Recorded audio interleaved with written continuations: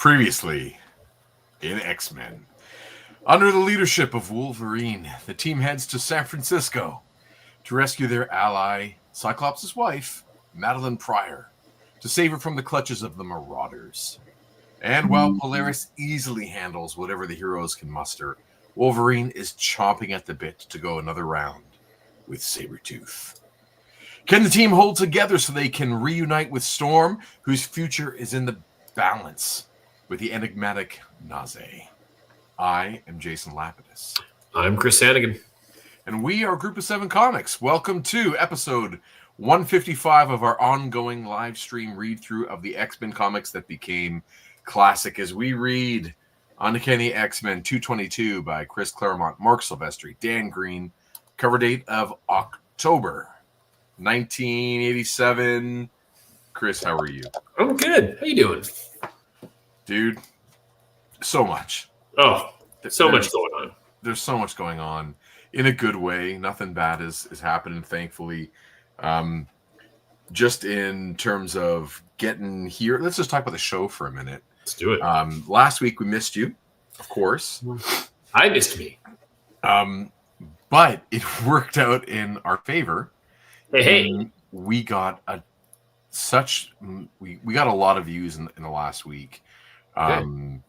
Yeah, sort of like tracking numbers and whatnot. A lot of eyes came to the channel. So last week I put together a very quick episode that premiered just after 9 p.m. Yeah. And then the next day I followed up with another quick amendment or an addendum to the episode that just showed a little bit of original art. And both those videos did well in the context of our videos doing well. We're not talking about tens of thousands of views. We're talking about hundreds or, almost hundreds.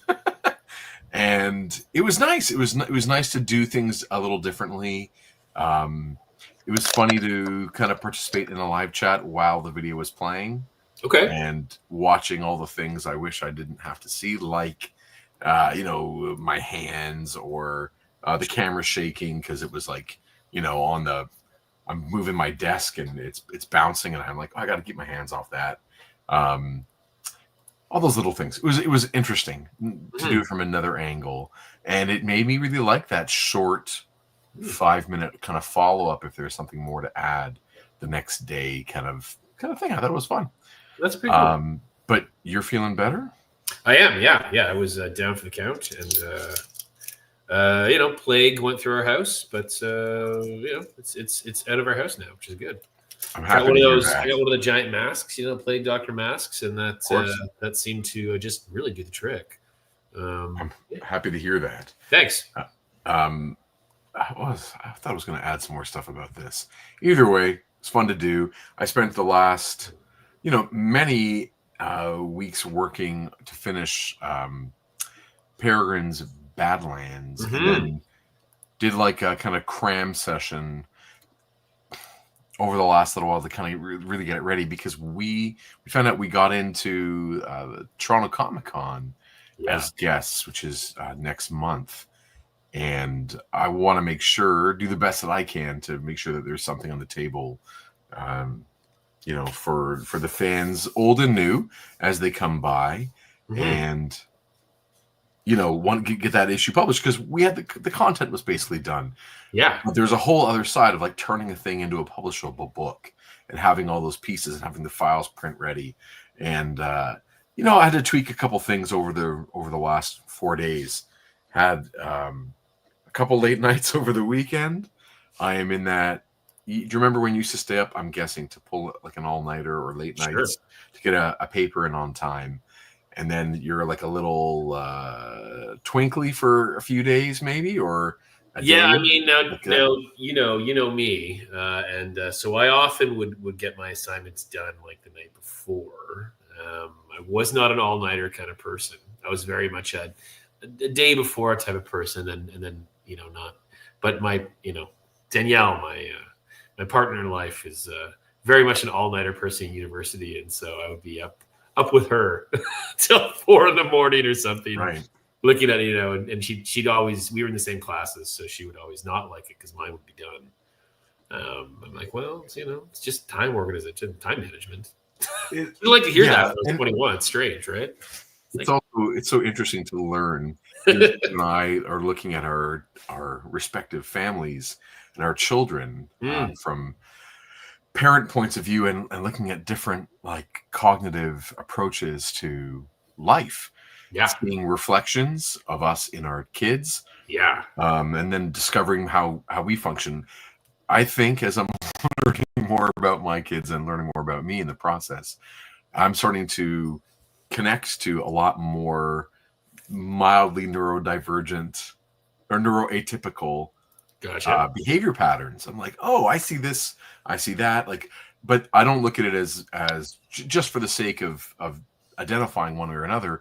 But I'm always looking for ways to plug in and to charge me up to do something. Right. Looking at ways to motivate, looking at ways to get action out of. And deadlines, like pressure, those are like good things for this guy. So I loved, for whatever reason, I would experience a really great high from the all-nighter. Now it pays a big, like it's a much harder price to pay. Seriously. So today, like I said, I'm a little bit not my normal self. I really want to go to sleep. Yeah. But I'm also really excited because you and I are back together doing this. So I'm totally glad about that. But keep your eyes out for Peregrine's Badlands. All printer issues, like the proofs, like we're probably 12 hours, maybe 16 hours from getting the thumbs up with the proof back, and all the issues were resolved. For anyone out there who also makes comics, there are lots of different ways, or a few ways, to like work with a printer. And one of the ways is to do the preparation of the file and the PDF that they're going to use as a formatted book, or in this case, a saddle stitched magazine, like a comic book. Mm-hmm. And there's like, as you export all the malleable file into a PDF using InDesign, there's like a button I had to click. It was like, do you want to show the bleeds that you have in the file, or do you want to hide them so that the person getting this doesn't know you did the work? Yeah. I'm like, I don't know. I don't know what buttons to click in the exporting settings. But basically what's going on is, when you draw something, let's just use this. When you're working on something, they're planning on where to cut, and you're supposed to indicate where to cut, which is called the trim. Mm-hmm. And when you indicate where to cut, it tells them that's where you cut the paper, and that's fine. But you also have to, if there's content that goes close to that trim line, you always want to make sure that things go beyond the trim line so that there isn't all of a sudden a area of white for no reason. So if, let's say you had a black page, and like in a early Hellboy book, like the page, like the gutters are black, that has to extend not just to the trim line in the file, but beyond the trim line an 1/8 of an inch. Mm-hmm. And that's called the bleed. And you don't always show the bleed. We don't show it when we show a version of a comic book or comic page to a person online, and like a digital version, you don't show the bleed. You don't always even show the way to the trim. But I was hiding the bleed, and so that it was showing up in the file as just being blank. But as you know, Chris, like with Peregrine's Hunter's Moon, mm-hmm. I'm actually going to change the view here. With Peregrine's Hunter's Moon, there's like a tone to the paper that is like not pure white. Right. It's a mock newsprint kind of tone on there. And with the one we just did with Badlands, it's a little bit more pronounced even. Mm-hmm. And so if I suddenly have this white area, it doesn't go well. Anyway, so I called on our buddy Ricky Lima. Savior. Said, Ricky, why he's like, take a screenshot, show me what you did. So I showed him all that stuff, and he's like, just click that one button, you're fine. You did the work, it's set up, just click the button, resend it. Like, thank you, Ricky. That's awesome. Grandpa Ricky. Speaking of Ricky, if you guys don't know Ricky Lima, Lime Press, Ricky's the best. I'm headed to his class at Humber College on Friday. His morning, like he teaches a graphic novel class in a publishing program, and I'm a guest speaker talking about process and collaboration. I'm gonna be smack talking you behind your back. I hope so. It's gonna be fantastic. I wish it was filmed and then we could air our grievances. It'd be amazing. So anyway, X-Men. Also, he moved. My dog's been sleeping in the doorway, and I'd always try and give my daughter privacy because her room's right there. Mm-hmm. But he moved. Hold on. There we go. Oh my goodness. So X-Men, MCU. Both of us did not go see Falcon and the Winter. No, I mean Captain America 4: Brave New World. That's right. We both didn't go see it. Didn't see it. Didn't see it either. Didn't see it. All right. So that's fine. I'd like to see it maybe at some point. I just didn't get I really think that just naturally my love affair with the MCU is in a different place at the moment. I really love those 10 years. That's kind of yeah, my love ended, I think, with Endgame, and that's just on me. I will watch it, but I read some reviews, and by read, I mean I watched a YouTube review. Yeah, obviously. And from a source that I'm okay with. And I'm like, yeah, I'm okay if I see this on my own time. Right. It goes up on Disney Plus. You're like, I'm going to just check it out now. We'll see how long that takes and if I still have Disney Plus at that point. But I might rather go see Paddington 3. Well, I mean, this time Paddington's in Peru, so I mean, obviously. Yeah, there's such a charm with him in London, though. And I really love the London characters that inhabit Paddington's world. Mm-hmm. I'm very partial to Knuckles McGinty. Is that Brendan Gleeson's character? It is. Yeah. He doesn't do nothing for nobody for nothing. I love him. If you haven't seen Paddington and Paddington 2, fantastic. Excellent movies. Just looking here in the chat, Mass is saying, hey, Massimo, how you doing, by the way? I just saw a report that we got more snow in the last 7 days than all of last year. Yeah, we got the year's worth basically over the week. Mm-hmm. And, I mean, I walked past a few snowbanks today that were over my head, which is, partially because the machine comes in shovels. I don't think any of it was naturally occurring, but we've had, like, a meter, 4 feet of snow, like, no problem. Oh, yeah. It's been pretty wild. Yeah. Michael says, is that kind of info general art school stuff or things you pick up once you're involved in comics? Definitely not art. We're talking now about the trim and the bleed. Not art school stuff unless you're in a comic specific or publishing class. So there's, like making artwork is one thing. Making artwork for publishing and for print is a really niche subsection. And Chris and I, we've struggled with it since day one, in that we both never took that course. We didn't go to publishing school. I'm way further ahead than I was, half a decade ago. And I just didn't know that one button. But other than that, I know how to get an entire book ready for publishing. And I'm starting to build up a taste for how I want to do things. I'll tell you another thing I did wrong that I had to fix. So I had this vision of doing a 2-page spread. We've been looking at all those Dave Cockrum issues, early on in his part of X-Men. And Cockrum was doing those Kirby 2-page spreads for pages 2 and 3. And I got really interested, and I really wanted the first page to be like a setup.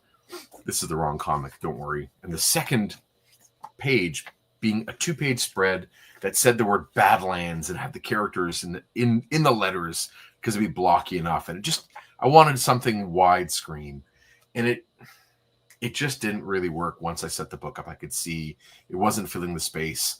And so I thought, okay, I'll just translate that into a 1-pager. Mm-hmm. But that moves, and I realized that, of course, once I got to page 28. Right. So that moves every single page back one, which is not a big deal, click and drag, but every page was numbered. And I had done the numbering early on in the process before the files get to InDesign. I'd done the page numbering in Photoshop. So I'm learning, do page numbering in InDesign. Leave the pages blank so you can move them around. So I had to redo the whole thing. I had to Okay. go back and get every file on the raw layers in Photoshop, and then tweak the page number, and then re-import them. Tedious, but these are the things that when you work the way I work, that happens sometimes. Then I also had to redraw, or I had to draw, I should say, a page from scratch for a 28th page because we didn't now have one. Right. And so there's a pinup in it that is kind of cool. That is kind of cool.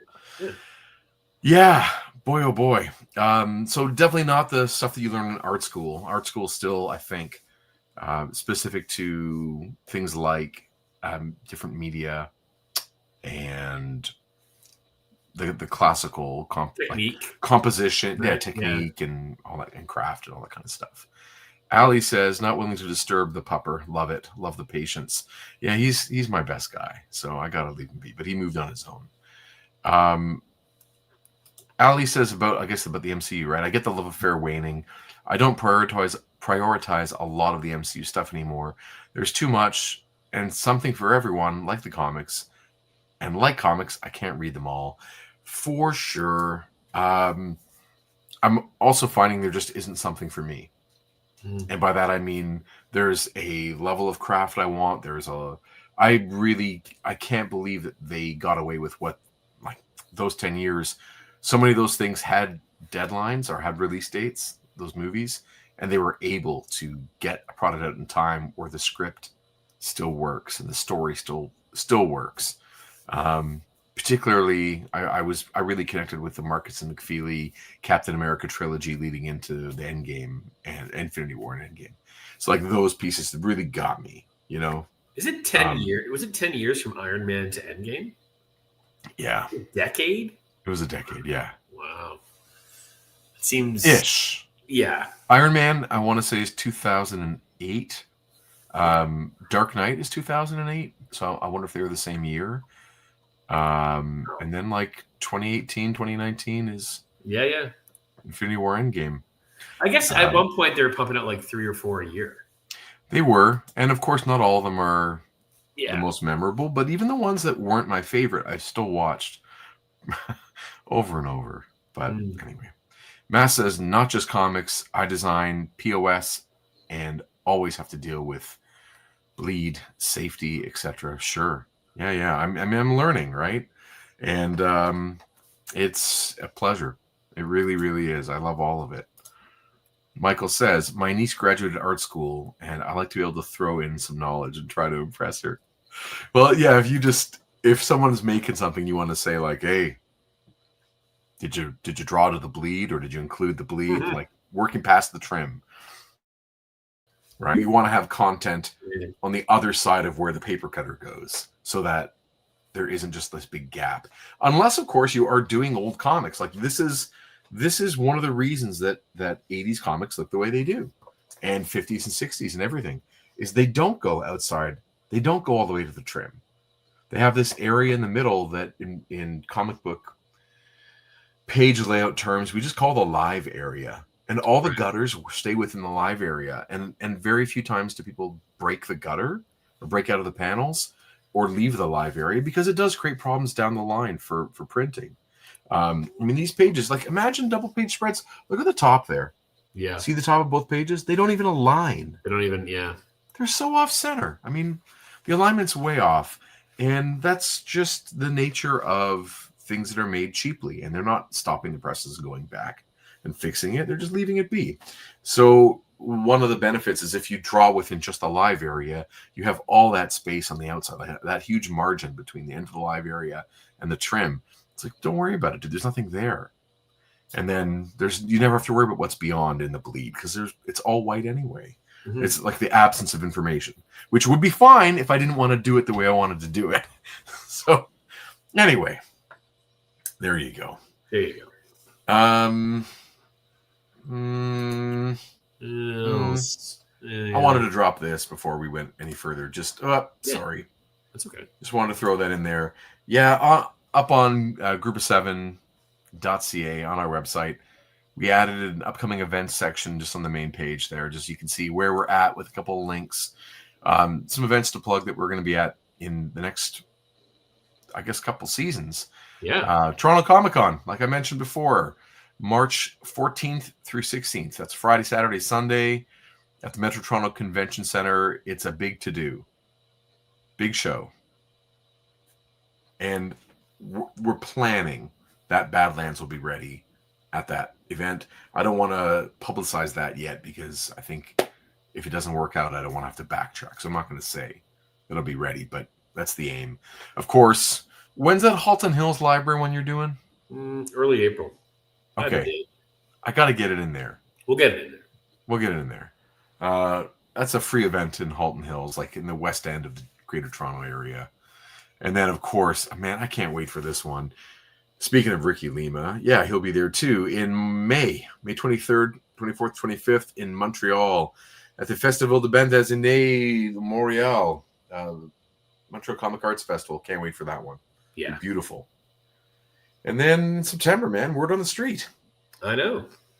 Doesn't every city do a Word on the Street? I always thought they did, but they do. Like every city does like a book fair type thing. Yeah.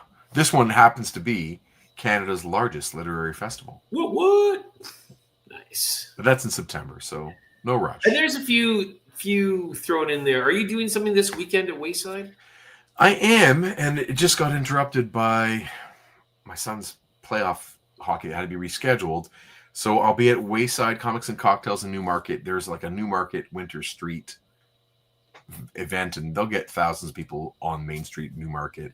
And so I'll be up at Wayside for like the first half of the day, and then around 5 o'clock, I got to dip out to a hockey game, then come back after the hockey game. So I'll be gone for about 90 minutes or so. Okay. I'll be gone probably from like 5 to 6:30, but yeah, I'll be in Newmarket. But I didn't put that in there because it's like it's fast.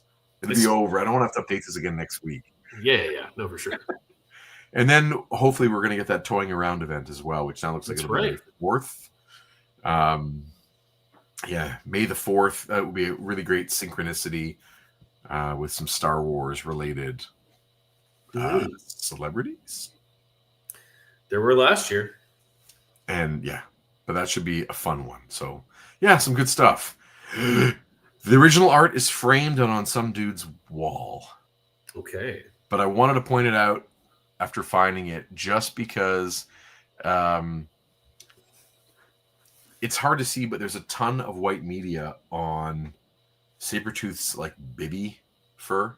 Okay. On his mane here. Yeah, it's mane. Yeah. So that means it was rendered a lot and then backed off. Like, hey, let's white that out. I really find it fascinating to see where artists are whiting out stuff because it's neat to see like, oh, I'm going to keep drawing, keep painting, or keep inking, and like, no, that's too much. Mm-hmm. Like, okay, white. But you have to wait for the black to dry before you can do that. By the way, otherwise you get a huge gray mess. Depressing. There's a lot of white there, even behind them, right in the backspace. Yeah, but that white was probably just left there. Yeah. But you can also see with those brush strokes for like those action lines, there's no ruler. That's just an inker doing this. Like that's just Dan Green attacking it with a brush. Like that's with abandon. It's pretty remarkable. Anyway. Hey, before we kick into the comic, question for you, since you would probably know it. So on the weekend, I read the Excalibur, Chris Claremont, Alan Davis mini graphic novel, however we want to describe that. Yeah, it's like a prestige one-shot. Prestige one-shot. And some folks commented on it or just had some questions about it online, including where does it fall within continuity? And I'm guessing they keep mentioning, I don't think we're there yet, unless I've read the incident in Dallas. And is that I'm assuming that's coming up. And then that Excalibur story follows? Okay. Yes. Okay. Yes. There you go. Okay. I'll just throw one breadcrumb at you. Sure. Do you know anything else or any other X-Men related thing that connects to Dallas? Not off the top of my head. Not in the future, not in multimedia, but in the comics we've been reading so far? Have they Dallas. been to Dallas? Any, like San Francisco, we know San Francisco. that's where Carol Danvers got thrown off the bridge by Rogue. Isn't that that's where Madeline Pryor is? Yeah, there's like a bunch of things that keep bringing them to San Francisco. Yeah. We've seen them, of course. New York is that hub that they're always in and around. We know Katie's from Chicago. Katie's from Chicago. We know they've been to Japan. Yes. There's Savage Land. There's a few locations that stories have taken place in. Yeah. I'm wondering if you can remember anything in Dallas. I can't. Okay. Then I won't mention it again until we get there. But we're talking within the next year. So that issue, that Prestige one shot, I believe it's 88 or really early 89. It is 88. Yes. Okay. So we're in October 87 in terms of publication, like a print date. So these issues are being made in 87. We're about not even a full year away from that. There is another culminating kind of event where things come to a head, and it doesn't involve the Lone Star City. I don't know, does Dallas have a nickname? Like, where's Chuck? Chuck from Texas? I know. Chuck. He claims, but we could be catfished by Chuck. He could be from Mississauga. For all we know, could be next door. For all we know, So we will ask. You know how, of course, Guelph, where you live, is the Royal City. Yes. And where I live in Richmond Hill is just known as the birthplace of Connor McDavid. Like, it doesn't actually have its own culture. It's just birthplace of Connor McDavid. But anyway, Dallas. So yeah, it'll take place. Would you ever did you get enough of a reaction from reading that one shot that you'd want to talk about it as an episode? I mean, it spoke to me. Like, I really enjoyed it. But I remember one of the cool things about it, as a kid, I'm always into the Arthurian stuff as a kid, right? And then I definitely remember being of that age and like Excalibur comics coming out and being like into it, being like, oh, this is fun. It's because the fairy world and all these kinds of things. I would be up for talking about it, and that issue in particular. Again, as you and I were chatting, I'm like, man, I don't think some of these characters look any better. Like with Alan Davis, like Alan Davis's Phoenix, like Rachel Summers is like, oh, this is Phoenix. This is like, it's so crisp. It's amazing. It looks great. Doesn't look silly. Doesn't look like they don't know what to do with the character. Yeah, so I liked it. Yeah, it's like everything just coalesce. Yeah, that's the word I'm looking for. Like congeals into a perfect character. Poured into that suit. Everything he draws works with her. Mm-hmm. He draws, for me, he's my favorite Nightcrawler artist too. Nightcrawler looks fantastic. He draws like my favorite Kitty Pryde. Yep. He draws my favorite Captain Britain. Yeah. And do I want to say my favorite Megan? Your favorite Megan. There you go. So yeah, that series just had such an excitement for me from an art point of view. But I will admit, although I collected the first maybe 12 issues, I just reread that one shot over and over because the art quality was it was prestige. Yeah. So I'd be most happy when we get there. We'll find a version of it maybe that we can share on the screen, or we can just do the looking through a page of an overhead cam. Yeah. But I will say, I'll say it. Okay. When we do the cam thing, StreamYard, the service we're using, and YouTube both like to compress. Right. But StreamYard compresses things more. On YouTube, I can go right from my camera to YouTube at 1080 DPI. But on StreamYard, it wants us at 420. So that might be an episode that we film and then just put out and maybe do a premiere as opposed to a live stream, because if we're doing a cam over top, it'll come out crisper for everybody else out there. Gotcha. But we can talk about it. Of course, talking about cities and their names, where they come from. Philly, of course, is the birthplace of Gritty, definitely, and should be celebrated as such. And I don't know if we had a chance. We had a chance to congratulate Allie because she represents the city of brotherly love for the Super Bowl victory. Last week I did. Oh, okay. But you should, because I know how important it is. I mean, to be fair, Ali, I don't know too many Philadelphians, and so when I realized that, then I'll just say, I was like, oh right, of course, Ali's in Philly. Oh, this must be really cool for you to have Anyway, that's I mean, like, we're all sports. I mean, we're both sports fans, obviously, Jay and I. But I love it when cities get to celebrate their teams. I don't like. I mean, allegiances aside, I'm glad that I love it when cities get to just like celebrate. So that's really the allegiances are all contrived, and that's totally fine. They're none of them are naturally occurring. Yeah. And it's part of the fun of it is cheering for your team and your tribe and having a good laugh. But yeah, I never let it get more than that. Except I was pumping the boys to men. It was awesome. Oh, sorry. This one, Michael says Google's first response for Dallas nickname is Big D. No. Yeah, of course. Of course. Ali says, "Oh, that's awesome. Thanks, guys. It was awesome and fun. Yeah, I hope it lasts. Like, I know that we're still celebrating the Raptors. Was it 2019? The 1967 Toronto Maple Leafs. We're still celebrating. I was gonna get to that. So like the 2019 Raps, the 92 and 93 Jays. Yeah. I don't celebrate the Argos, like our Canadian Football League team. I do go after Team Canada things. I don't want to bring that up too much right now because I'm going to get really, But yeah, we do still celebrate that. 67. 67. It's great. Yeah, man. All right. Now it's a good half an hour, 32 minutes of sports and sport talk. Nonsense. Sports talk. There's tons to talk about, just even catching up. I've been wanting to talk to you for a while. Oh, yeah. And I know both of us have been busy, so I'm just happy to catch up with you a little bit. And there you go. Sabertooth Wolverine 222. Man, that corner box is so lame. That Psylocke just takes out everything good about Psylocke. Yeah. I actually don't know off the top of my head who drew these, but they look like Longshot looks so weak.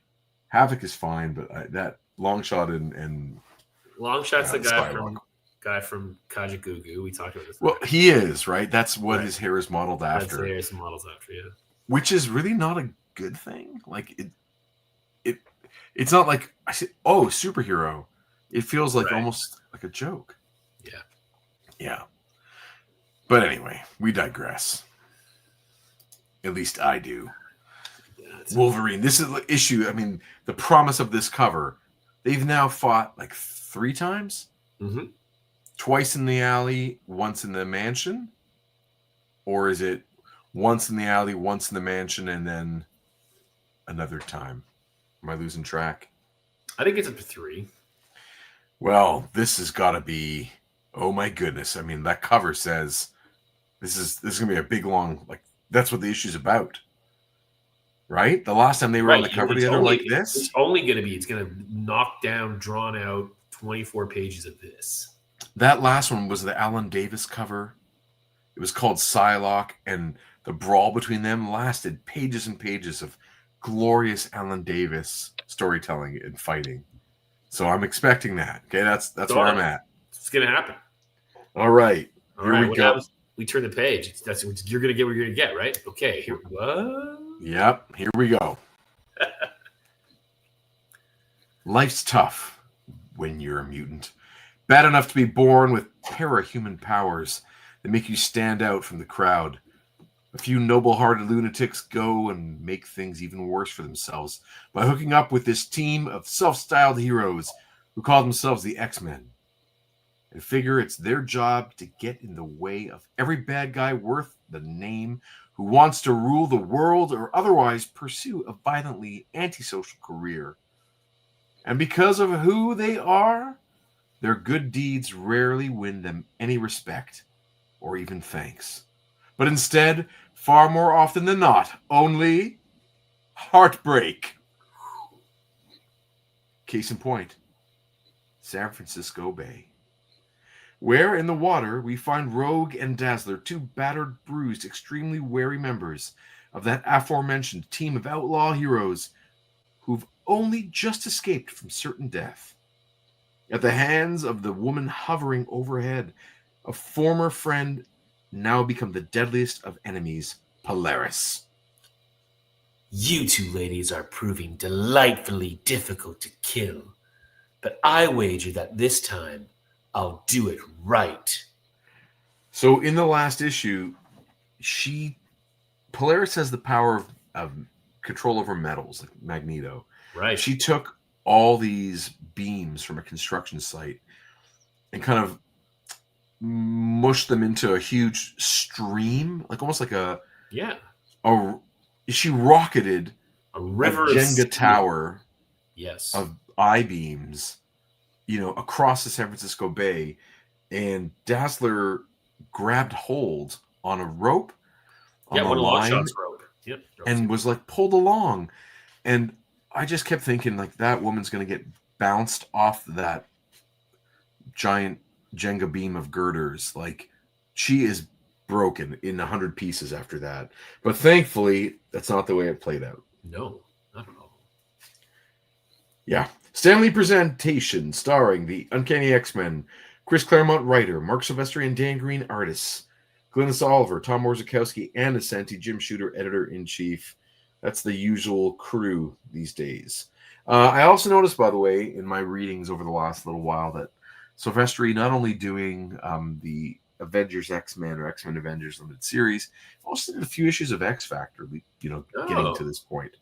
So he dabbled in a few different X-Men related things before settling on being the new X-Men artist, which is kind of neat. And just to also say, we might even want to, maybe I'll do it on my own, but that idea of where are the Image guys at this point? Because they are going to revolutionize comics in 5 years. Right. In the States, that is, North American comics. Sure. And when you look at where Todd is in this moment, he's not doing house style. He's already doing his own thing. I don't know if Liefeld's Hawk and Dove is out yet, or like where he's at. He might be a year away. Larson also not doing too much mainstream stuff, but Silvestri is and Jim Lee is maybe doing almost Alpha Flight at this point. He's a few issues, maybe half a year away from Alpha Flight. But Silvestri is like good house style, but still house style. He's following in the footsteps of guys that came before, not bursting the barriers. He's not trying to innovate. It feels like he fits in and could be very successful at this, John Buscema school of comic book making. Yeah. Interesting to me. Yeah. Not the trailblazer that his compatriots are. No, much but more, an easy kind of alignment. Yes. What's that? Rogue. She's hit. Plasma bolt from shore. Must be Havoc. Wonder if he knew he was shooting at his girlfriend. Her shields deflected the brunt of the blast, but the force still knocked her unconscious. I'll fly up and catch her and then carry us all to shore. I like how they always have to explain all that stuff. Yeah. It's not easy to show the deflection of these plasma blasts, or it's not hard to show that she's unconscious either. But it just you don't know that Chris Claremont's going to write that until maybe after the fact. So who knows? Nearby, on the beach at Aquatic Park, wild cards. What a crazy premise! People with fantastic superpowers. What are wild cards, by the way? Is it like a book he's reading? He's reading comics. Yeah. I think that goes on to become something. Like there is a series called Wild Cards, perhaps. Oh, wow. That I don't know. Maybe that's something that someone else worked on, like Silvestri worked on. I don't know what it is. So it feels like this is an in-joke. Kind of thing? Yeah, it feels like it's an in-joke that I'm not in on. Right. And I really wish that hot dog had some coloring to it. Because give me some mustard or ketchup on that, but like just white goo. White goo. On a white rolled it's a San Francisco treat. Oh, it It reads really weird. Running around, crazy costumes, flying in the light, saving the world. Why, that's the most ridiculous thing I ever heard of. Can you make it, Rogue? I'm doing my best, Dazzler, but even I have my limitations. So, just like we talked about with the Avengers versus X-Men, when characters go flying, Silvestri just throws those legs wide. He puts them in that V, and he's so good at this. Like the way Polaris hits the ground, woof. Yeah, you feel it, right? They really well done. They're girls. Cute. Rock stars. They were flying. Call the cops. Let's not get involved. Special effects. Are they dead? Lucasfilm. New World. Spielberg. Are they muties? Good riddance. I hear a siren. And indeed, cresting Russian Hill on its merry madcap way down Hyde Street towards the waterfront. One thing about you X-Men, there's never a dull moment when you come to town. Is that a compliment, Lieutenant Morrell? Hardly, boy. Considering that so far this visit, you clowns have managed to turn downtown San Francisco into a war zone. The lieutenant's putting her job on the line just talking to you. It was. Oh, sorry. That's right. Pardon me. I say I'd like all you muties up and throw away the key. I want to put an idea in your ear. Sure. McGarnagle. Do you know what I'm talking about? Of course. Yeah, Timmy slit his throat from ear to ear. Hey, Chief. I very much feel like this is Dirty Harry. Okay. Oh, does that take place in San Francisco? I have absolutely no idea. Okay. But the way this guy is drawn, and we'll see. You'll see what I mean as we go. But if there was a McGarnagle performance in you, I think now is the time. And she even calls him Harry, right? His name's Harry, right? There you go. So you've got Havoc and McGarnagle. Yeah. I forget this woman's name. Lieutenant. Oh, she is Lieutenant Morrell. Yeah. Okay. Do you want me to do Lieutenant Morrell and you do Havoc and Harry? Sure. All right. Ease off, Harry. It isn't their fault. God! And then look at the lettering change here between her two. And that energy blast Havoc fired may have saved his friends. Psylocke, you say an outfit called the Marauders is to blame? Correct, Lieutenant Morrell. Ruthless murderers of the First Order. 3 of our team, who you knew, Colossus, Nightcrawler, and Shadowcat, were critically wounded in our first encounter with them. Who do they work for? And why are they after this woman? What's her name? Madeline Pryor? I don't know. But I mean to learn. Elizabeth Braddock is a telepath.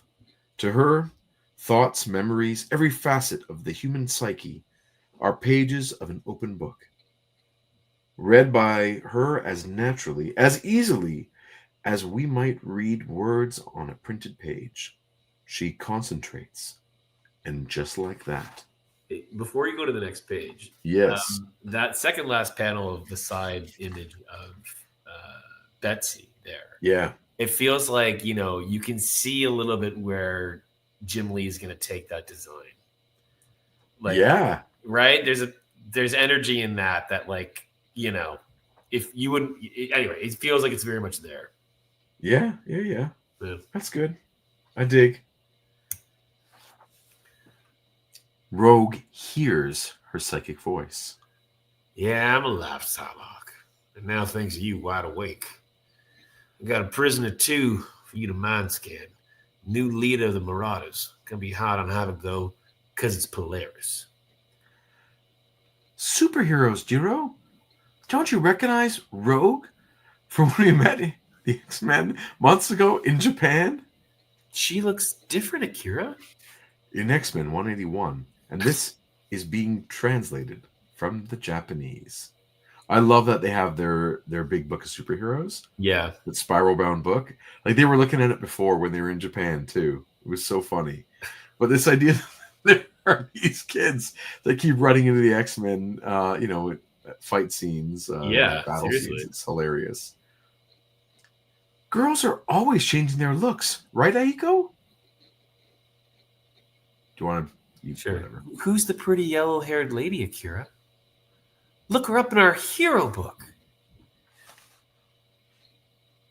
Which one's here she is, the Dazzler.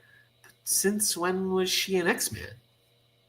This time, can we please get their autographs? Kids? Fans? You youngsters, in fact, all you people better clear the beach for your own safety. Yo, kids, like Dazzler said, scoot. Perhaps I know these kids from the last time in Japan. World's getting too small for words. Hi, Rogue-sama. Salah gave me a fix on Madeline, Daz. She's still in the Ray, current sweeping her out to sea. I gotta go. No problem. That's why the X-Men came to San Fran in the first place, to help her. I'll look after Polaris till the others arrive. Shouldn't be long. I'm obliged for you saving my life. I'd have done the same for any X-Man. Yeah, but you did it for me. That means a lot. So this version of Rogue is so much more feminine than previous. Right. You know? And she won't go backward.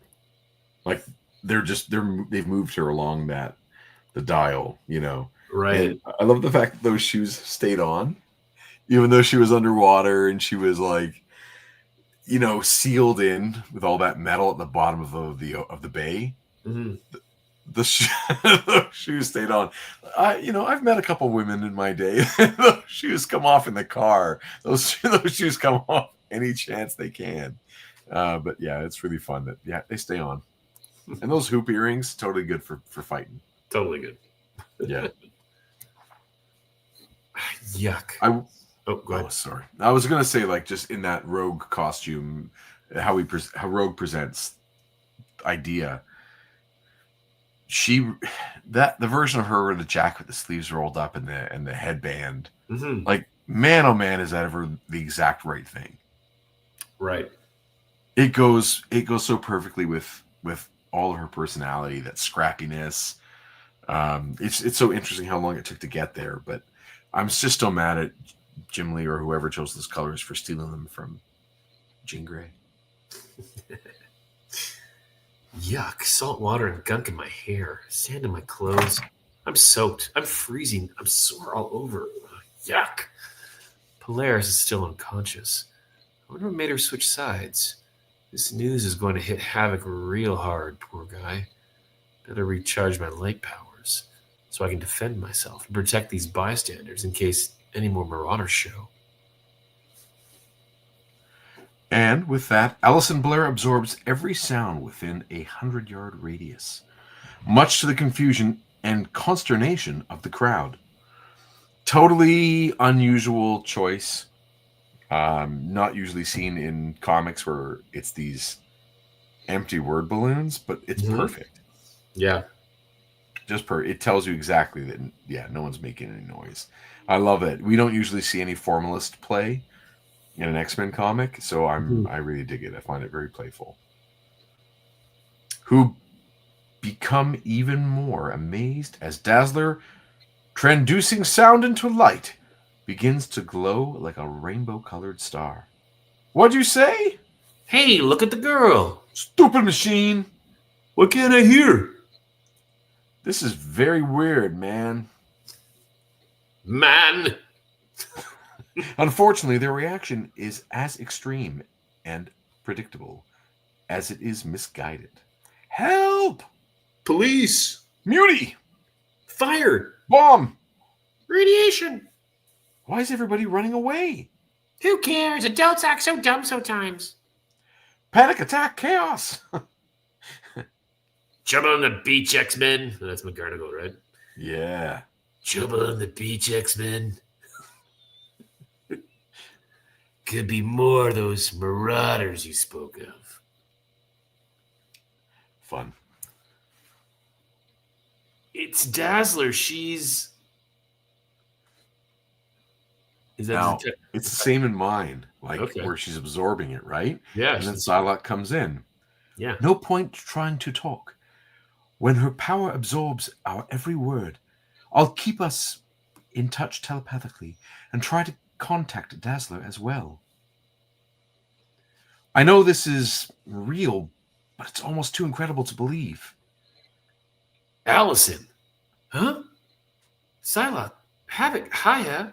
Hey. Do you have any idea what you're doing, girl? You've terrorized the entire beach. I'm sorry. I didn't realize. Rookie, are you? New to the hero game? I've been around, Lieutenant. But I guess I still got a lot to learn. This is the creep I clobbered long range. I hope it hurt. First time I've ever met a Marauder. Let's turn her over and see what she looks like. Hi, lover. Bye, lover. Skakao! Skakao! Skakao! Skakao! Awesome. And then now we're on to some gorgeous colors. Another time, another place, the Rockies. In the crisp chill of a late spring evening. Her name is Aurora, which means beauty. She is called Storm. Once she was a mutant, and all the elements of nature were hers to command. And while she no longer possesses those powers, she leads the X-Men still. That loss, that role, are in large measure why she is here. On what she suspects is a fool's quest to regain the one, so she may better serve the other. Supper's cooked.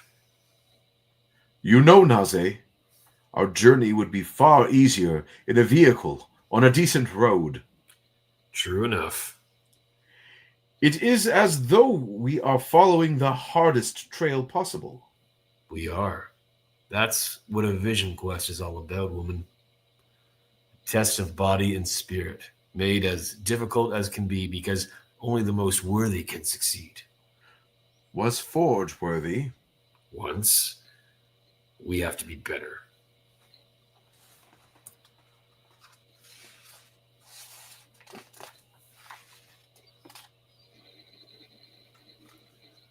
I still cannot believe he has become as corrupt as you fear. Slave to some other-world adversary. Well, that's because you love him. And he's the only one who can restore your powers. I care too, Storm. He was like my son.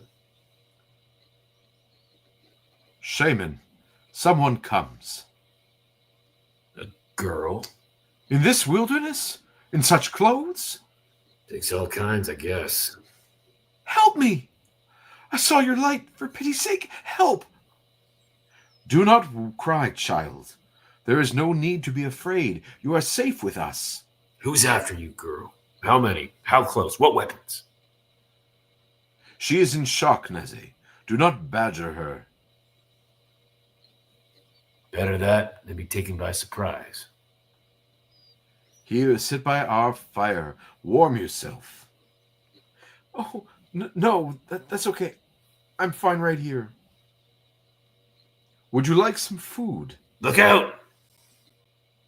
Boulder big as a jeep. It was hurled. But the strength required to do so. Nazi, what is out there? In that one picture of Nazi pulling back the bowstring, yeah, where he's illuminated in red. Yeah, there's an artist named Joe Kubert. Yes, and it reminds me, I don't know, something of his loose drawings. Yeah, he's awesome. But you feel the tension on that bow, like you can read the tension. Yeah, you know what? It comes from the straight arm, right? And it's funny that these mixes of curves and straights is sort of how you create movement and things like that. And yeah, that straight arm helps, and the way that he's leaned back. Yeah, his center of gravity is going backward. Yeah, So his weight has to go back, but his arm, yeah, it creates that. It's beautiful. It's well done. Silvestri he's really good at the human figure and being interesting and energetic with his form. Totally. Actually, mortal, it's my brother. Form. A trick. Should have known. What else do you expect, shaman, from those who serve the great trickster? I'm feeling generous, Storm. I grant you a last wind to ride to your death. Boulder, impact sure to smash me to a pulp, unless I can twist out of the way. Not my finest move, but one of the more welcome. That must be the brother. An admirable escape, X-Man. But acrobatics will not save you any more than Naze's Cheyenne wizardry will him. Bolts of black lightning striking the rock. Skakow! Skakow!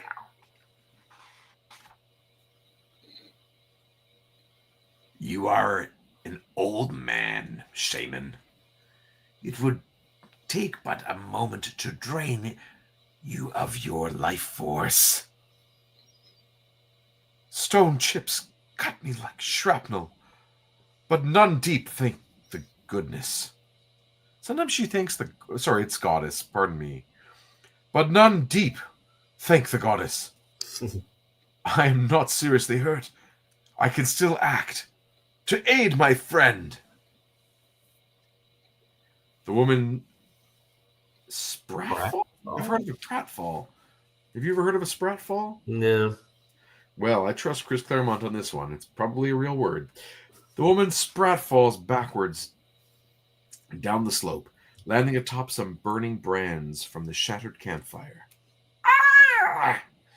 And with terrifying suddenness, her unholy shrieks fill the air. Her reaction, far out of the proportion to those small flames. Bright lady! You have divined our weakness, Wind Rider, and by so doing, our true form. But that knowledge is too little. It comes too late to save you from the wrath of the Eye Killers. What the hell? Yeah. Wait, what? So right away, I'm reminded of the creature that she deals with in the cave on X-Men 97. Right. It's this bird-like, it's like a raptor, giant owl, something. And I'm wondering if it comes out of this in some way. I wonder. Yeah.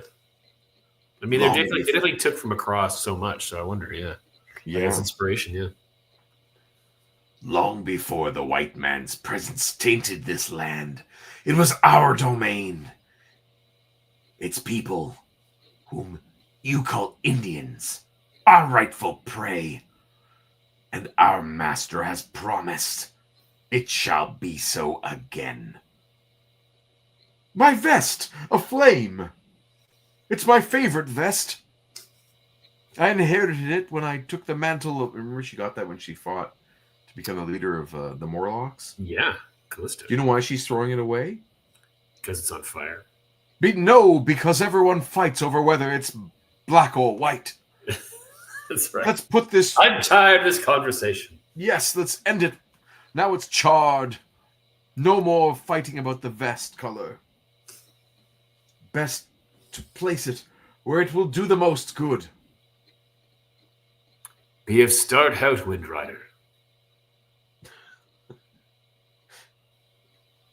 Naze. They sneer at us mortals, yet, as you can see, they both burn and bleed. By the shadow, old man, I'll have your soul. Not while there is breath in me to stop you. Best you had fled the other way, woman, as fast and frightened as your legs could run. Your fool's courage has sealed your doom.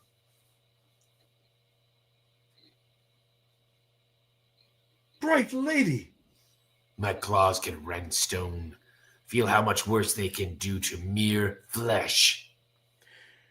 In spite of herself, Storm screams. Back gone hot, and wet with blood, demons poison searing the wounds with acid fire.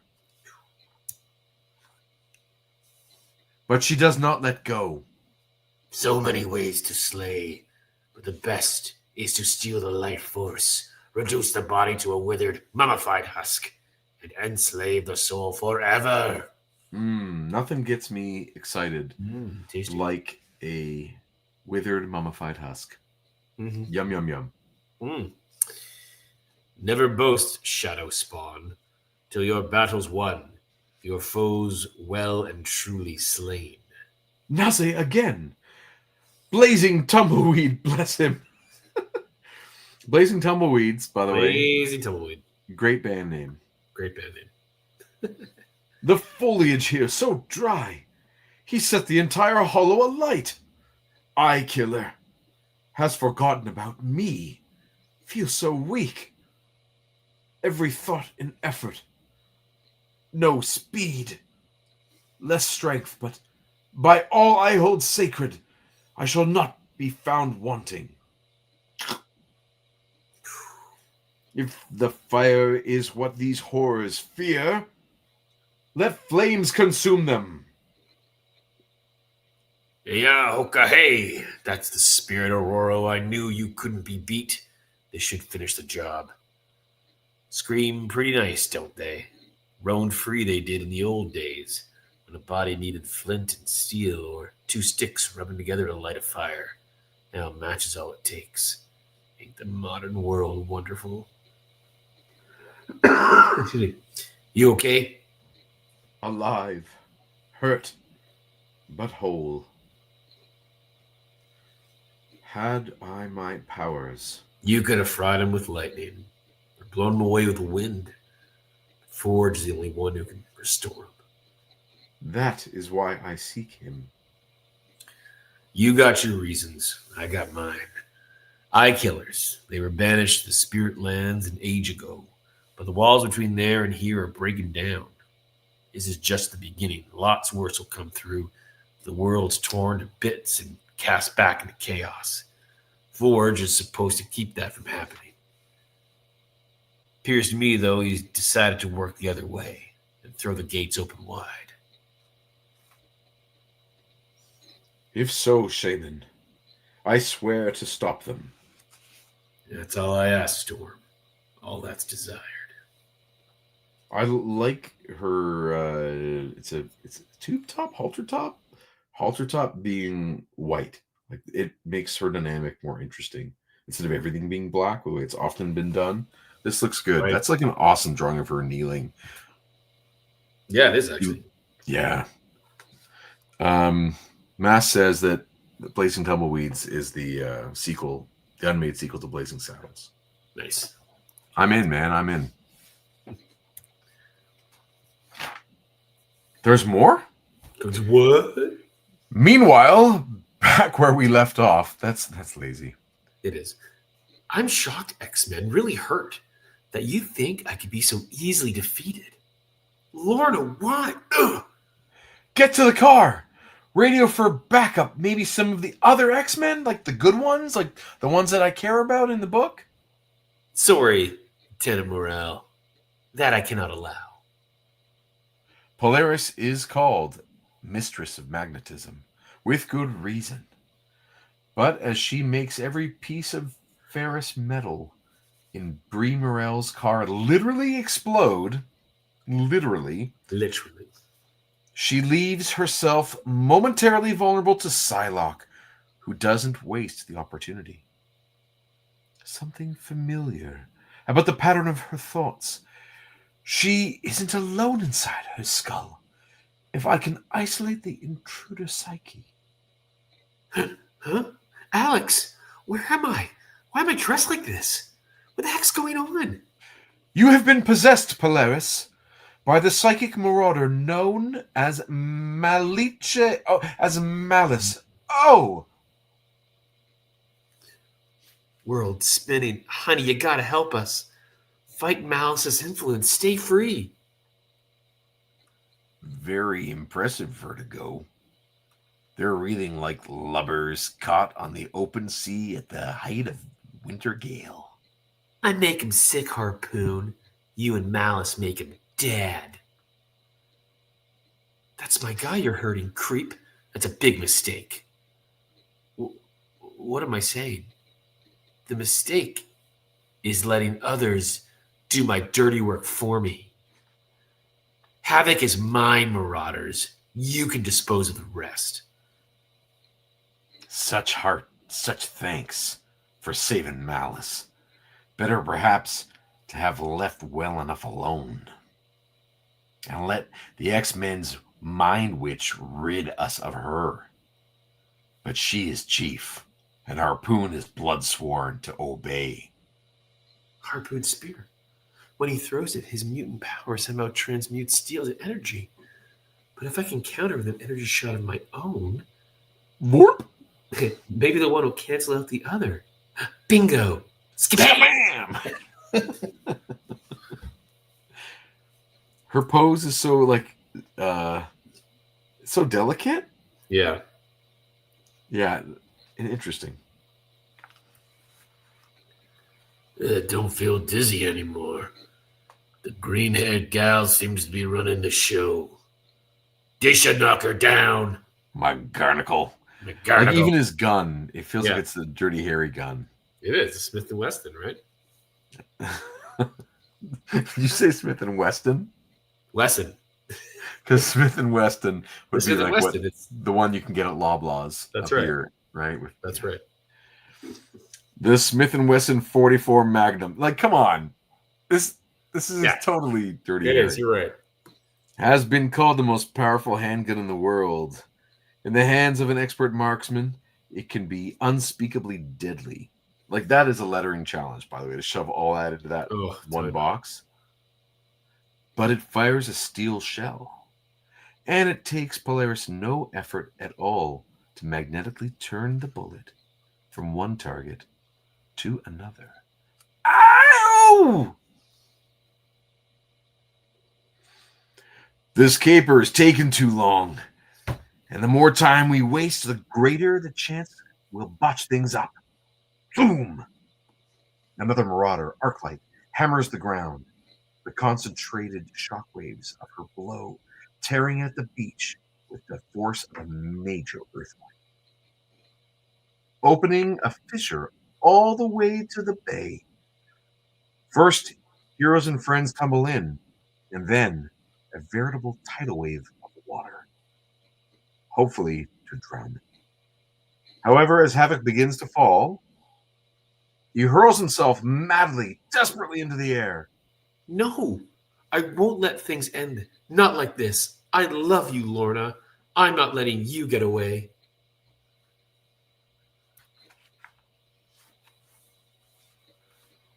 While this is happening, miles away at the mouth of the bay, Rogue rockets toward the world-renowned Golden Gate Bridge. Hold that course, babe. As soon as I pull this trigger, all your troubles will be over. You're supposed to be pretty near invulnerable. But the body ain't been born or built that Scalp Hunter can't craft a weapon to return to its maker. What? I beg your pardon? But don't you know it's impolite to shoot people? You're a bundle of yolks, ain't you, fun boy? Not half as much as me, bub. You made your rep chopping women and helpless kids, Scalp Hunter, and shooting targets from ambush. Care to try your hand against someone tougher? Face to face. My pleasure, Wolverine. And that's actually just what Scalp Hunter says. Yeah, that's right.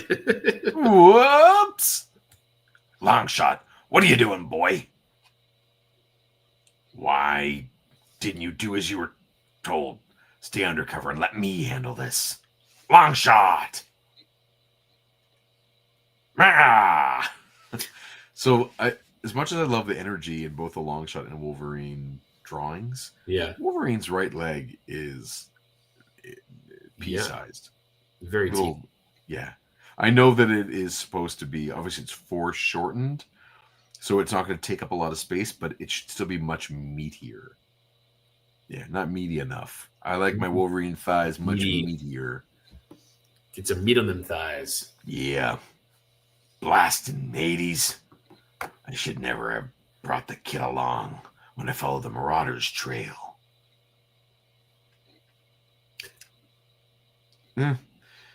One X-Men down, one to go. Remember, Scrambler, Ugly Man? I scramble powers. And in your case, I bet my touch steals away your super senses, your fast healing ability, and your cool gravelly voice, your Canadian accent. That don't slow me down, punk. Or make me any less strong. But when my claws rip out your throat, Logan, my boy, Sabertooth, you'll die. Just like those puny, pathetic, powerless humans you swore to protect. All right, here we go. Here we go. The big match. You ready? Get All ready right. for it. Here we go. I look forward to this is moment. coming. Here it comes. I look forward to this moment for a long time. And I mean to enjoy it. Savor this kill above all of others to the fullest. Ah! My hand! It's broke! Always been your problem, bub. All muscle, no mind. I'm more than a mutant, remember? My bones are laced with adamantium. They can't be broke. You'd have a gentler time punching steel. Scrambler can't affect them. He can't affect my claws.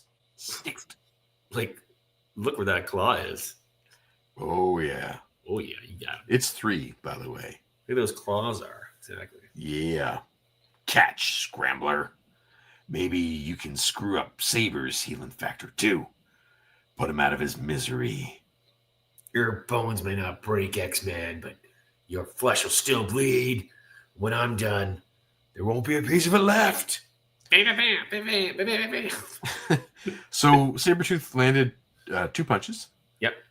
Well, kind of open-handed, slicey, one slicey, 1 punch. Wolverine landed 1 punch. So that's 3 punches, kind of. 3 blows. And that's it, dude. That's it. Then he snicks him. That's it. Yeah, that was his move. Yep. And that was the whole cover was that moment. There you go. So again, it's been 12 years with Wolverine in comics, and this is like the only character that's ever referenced that there's a history, something before. Wolverine's been just fine with no mystery, except for this little nugget. Well, Logan, my boy. And every little kid was like, it's his dad! It's his dad! Matt says, yeah, I didn't want to spoil anything beforehand, as I have this issue, but the cover is so misleading. It is. It's like really half a page. Yeah. Like it's not a big deal. All right. Explosive shells. Shrapnel tearing at the bridge as well as me. Got no idea when Scrambler's zap will wear off. I can't afford any solid hits. Got no choice. Got a rabbit. Where's your smart mouth now, Rabbit? I mean, X-Men. You still think you're a match for me or your pathetic outfit for the Marauders? Huh. Magazine's empty. No sign of any body, alive or dead. Wonder if I got him. Next time I'll use tracker shells. They'll fall their target no matter where he runs or hides. Nice catch, darling. Lucky for you, Sugar, I happened to be in the neighborhood. Luck had nothing to do with it. I knew you were nearby. Figured you'd hear the shooting. See me jump and react accordingly. Some brass, fella. By that you mean balls, right? I got it. I flaunt it. By flaunt it, I mean balls. Now, Jeez. let's head back and nail those jokers in the balls. Sorry. I got something on my mind. Unfortunately, Gone? But how? Where? The cops blocked both ends of the bridge. they're good as us, darling. And in some ways, maybe better. You want me to start a search? You stay topside. Check the superstructure. Patch up any damage to the cables. I'm headed for the basement to look for Longshot. Kid's a novice. No real training. We still got no solid idea of the full extent and nature of his powers. Should have taken better care of him. Hope I get another chance. I sniffed too hard. What am I doing? Trying to make a sniff sound effect. Like, dude, I don't ever sniff that hard. That was harsh. Woof. Familiar scent on the wind. Scrambler's effect worn off. My sentence, sir, as keen as ever. Keen again as ever. There are nicer places for a swim. Madeline was floating by. I almost landed on her. So we sort of rescued each other. Isn't that lucky? Your stock and trade, kid. Miracle I didn't drown. And a bigger one, Longshot. The fall didn't smash you to a pulp. You'll be fine now. You'll see. Will I? Is the battle over, Wolverine? For now. Both sides got hurt, but I'll wager the Marauders quit because they thought they'd accomplished their main mission, namely killing you. On that score, Madeline, since you're still alive, we beat them cold. But why, Wolverine? What do the Marauders want from me? Dunno. But we're gonna find them and find out and put them out of business permanently. You can count on that.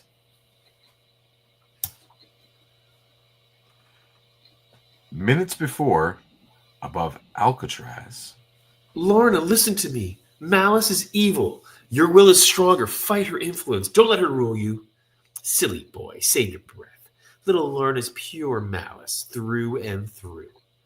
She loves it, Alex. We were made for each other. Oh, look, a flare. How pretty.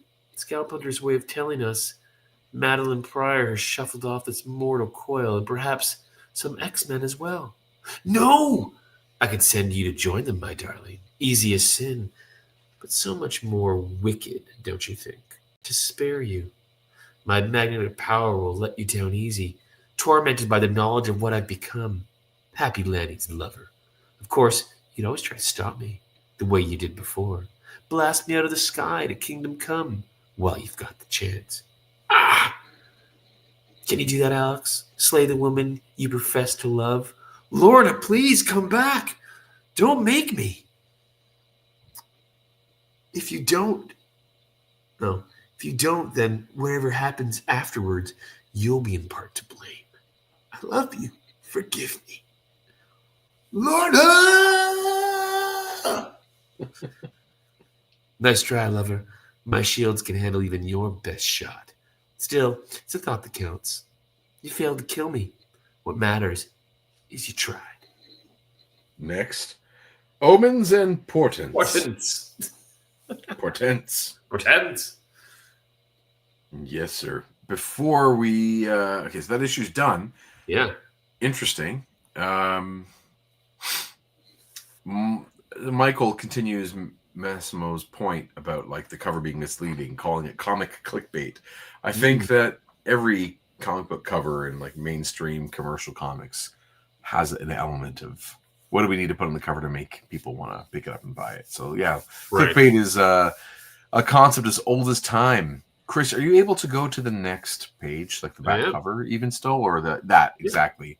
Yeah. The bullpen bulletins. Okay.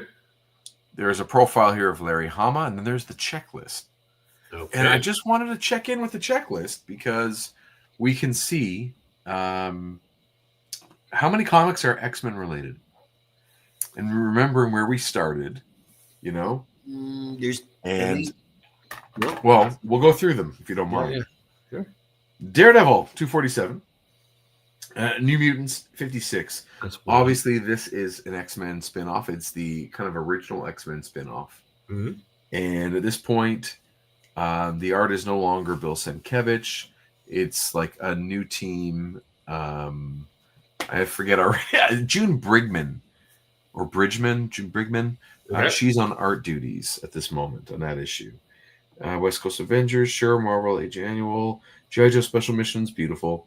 Avengers Annual 16, my friend, this is the one that I talked about with you that is in that beautiful book you got me for Christmas. Yeah. Test of Champions. Yeah, but it's like the follow-up. There are like 2 annuals, like a West Coast Avengers and an Avengers Annual. And this one is like they have to fight the Army of the Dead. Ooh. All the dead Avengers and Avengers Oh, villains, yeah. And to the death. And it's like, it's one of my favorite comics from that time period. But this, so like, even just from the ones we've read so far in this list, I had, a handful, but especially G.I. Joe and Avengers Annual 16, like these are comics I had. Alpha Flight 51, of course, I had.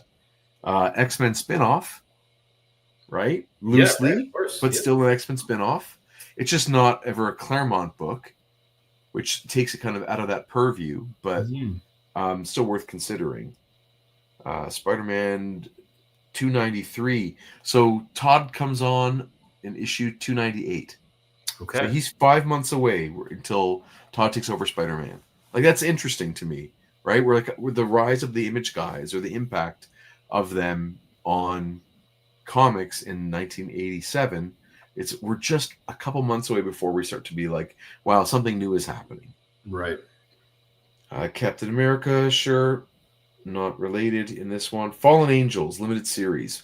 Fallen Angels 7. Oh. That is a New Mutants. That's a New Mutants, right? Spin-off. Yeah. Where Roberto and a couple other characters, like some of the Hellions are in it. That's what they are. So that's another X-Men spin-off. Punisher, okay, sure.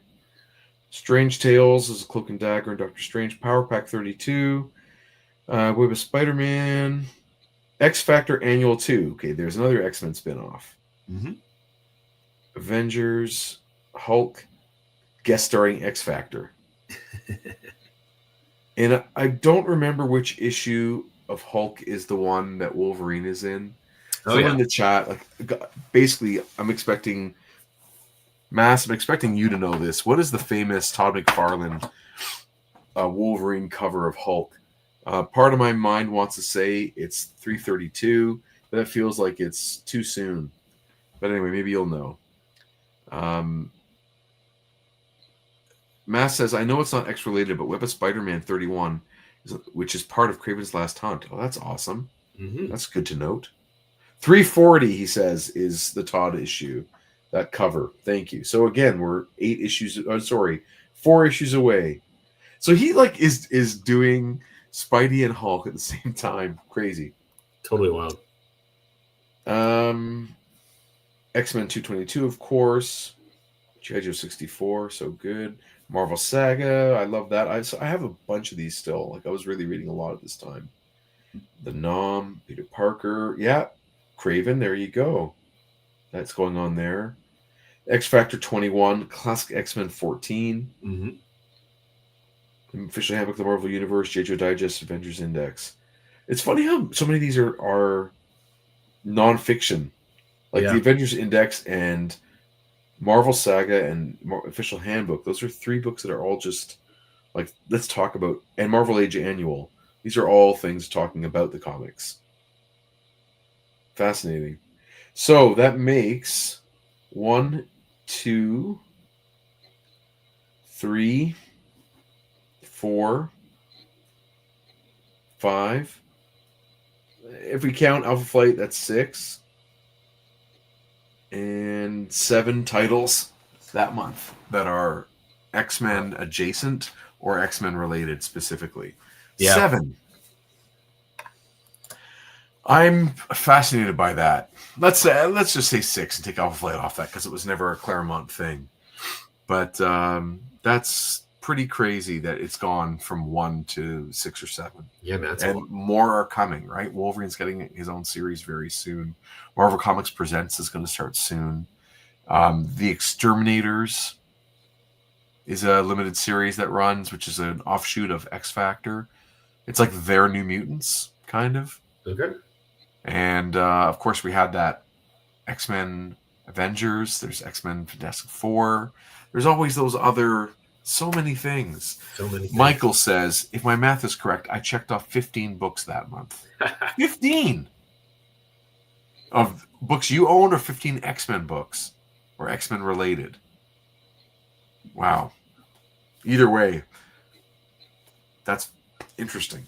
Yeah, it's all very interesting. For sure. It's sort of the state of X-Men at the time. Yeah. Yeah. There you go. Boom. Wow. What's next? Yeah. Oh, that he owns. I'm putting this back up there just because I want to see if there was any moment in this that you thought, or anyone in the chat thinks, was like a missing moment. Something that would have been funny that we could have been like, I want to see that slide. Right, that panel. Yeah. Well, that panel, pardon me. Like maybe it's about those kids, those Japanese kids. Yeah. Maybe they keep running into other people all the time. Or it's McGarnagle eating a sandwich. With those kids. Yeah, not very X-Men related, but still, gotta love it. Gotta love it. Yeah, those dates. I'm not going to go into this again. Everyone here was there before. Totally fine. But yeah, bunch of stuff we're going to do. Looking forward to it. Totally. Chris. Yeah, man. That brings us to the end of another episode of Previously in X-Men.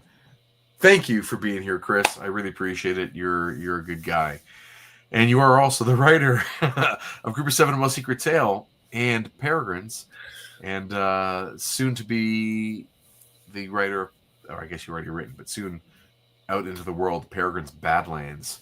Yeah. I'm looking forward to seeing copies of that get into your hands, sir. Yeah, man. That's good times. I think it's like book 14 or 15 for us. It's a while. Yeah. Yeah, I 30. I want to get up to 30. Like let's go. Let's go. Keep going. Of course, you can find out more about us and our comics at group7comics.ca, and that is where you find our website. Of course, the number is 7, and not the word 7. There you can find all of our upcoming appearances, and you can purchase books from our e-store, as well as find out some behind-the-scenes stuff. There's information about our workshops that we do and school appearances, that kind of stuff. Fun stuff. And social media these days, Instagram, Blue Sky, He Who Shall Not Be Named, Facebook, a little bit of that, but you can follow us on all those places. Yeah. And as always, please hit like on the video, subscribe to the channel if you haven't already, throw a comment in the comment section below. Thank you for being here. Shovel your driveway. Please stop putting down and make sure if you are shoveling, take care of yourself when you are shoveling that driveway. None of us are young anymore, so just take care. This guy's just fine. I got this. Everyone, thank you for hanging out with us tonight. Look after yourselves and stay XE. Yeah. Thanks, Bubs. Thanks, everyone. Bubs, plural. See you later. We'll see you next week. Cheers. Bubs, plural.